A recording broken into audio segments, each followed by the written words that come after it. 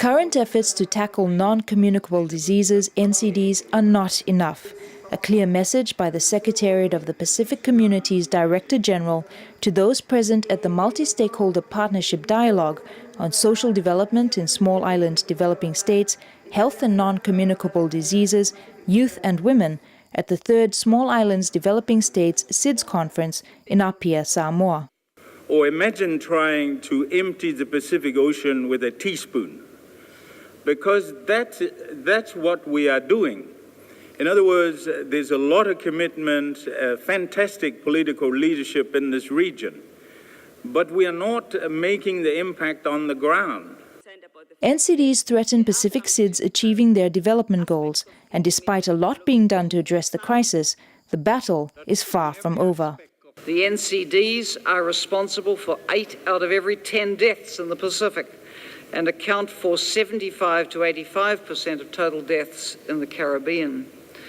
This high prevalence can be partly explained by the transition, and it's been a fast transition, from traditional low-fat diets to energy-dense, nutrient-poor ones, high tobacco use and low levels of physical activity.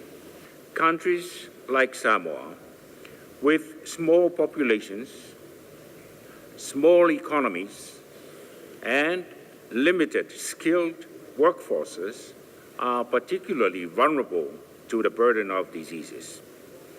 The political leaders in health have declared non-communicable diseases a health and economic crisis and have called for urgent action and response.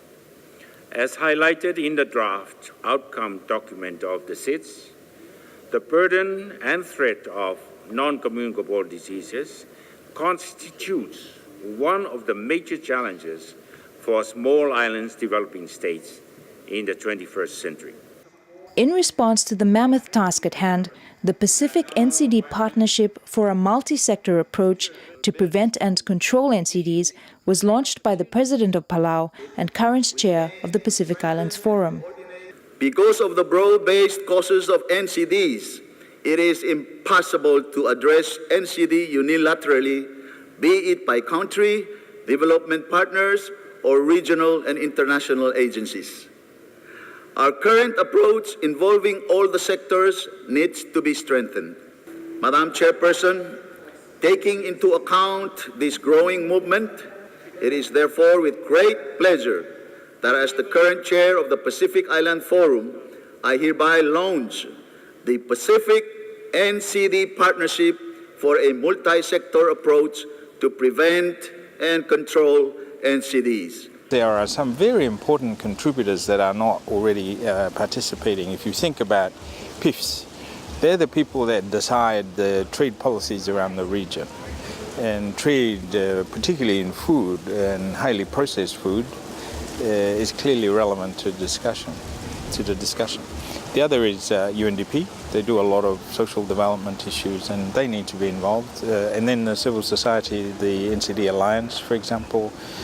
So we need to broaden the contributors and build a genuine, truly inclusive arrangement for the region.